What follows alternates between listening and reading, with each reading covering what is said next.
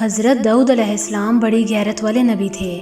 جب گھر سے نکلتے تو گھر کے دروازے بند کر دیے جاتے، پھر واپس آنے تک کوئی شخص ان کے گھر داخل نہ ہو سکتا تھا۔ ایک دن گھر سے نکلے اور معمول کے مطابق گھر کے دروازے بند کر دیے گئے تو تھوڑی ہی دیر بعد ان کی بیوی کی نظر پڑی تو دیکھا کہ کوئی آدمی گھر کے اندر کھڑا ہے۔ بیوی نے گھر کے لوگوں سے پوچھا کہ یہ آدمی گھر کے اندر کیسے آ گیا، حالانکہ دروازے تو بند ہیں۔ بخدا داؤد علیہ السلام تمہاری خوب بے عزتی کریں گے۔ اتنے میں حضرت داؤد علیہ السلام بھی آ گئے۔ انہوں نے دیکھا کہ ایک آدمی گھر کے اندر کھڑا ہے۔ حضرت داؤد علیہ السلام نے پوچھا کہ تم کون ہو؟ اس آدمی نے جواب دیا کہ وہ شخص ہوں جو کسی بادشاہ سے بھی خوف نہیں کھاتا اور کوئی چیز میرے سامنے رکاوٹ نہیں بن سکتی۔ داؤد علیہ السلام نے فرمایا کہ تم یقیناً موت کے فرشتے ہو۔ میں اللہ کے حکم کے آگے سر تسلیم ہم کرتا ہوں۔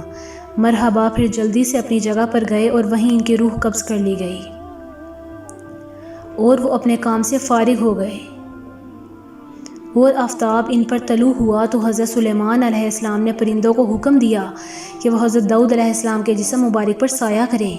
چنانچہ پرندوں نے ان پر سایہ کیے رکھا یہاں تک کہ ان دونوں پر زمین طریق ہو گئی۔ تو حضرت سلیمان علیہ السلام نے ان پرندوں سے فرمایا کہ اب تم ایک ایک کر کے اپنے پروں کو بند کر لو۔ چنانچہ ان پرندوں نے حکم کی تعمیل کی۔